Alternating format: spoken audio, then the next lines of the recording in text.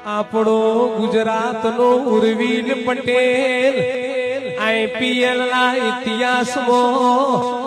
13 ગોલમાં 50 run માર્યા પછી ને ચિઠ્ઠી કાઢી એ ચિઠ્ઠીમાં એવું લખ્યું તું સધી જોગણી ચેહર ગોગા શિકોતર માના આશીર્વાદ થી આ બધું બન્યું સલ્યા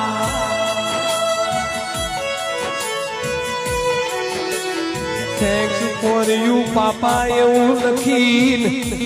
સધી જોગણી ચેહર ગોગા શિકોતર માના આશીર્વાદ ધીસ ઇઝ ફોર યુ પાપા આવું આ ચિઠ્ઠી લખીને ખોલીએ કેમેરામાં બતાઈ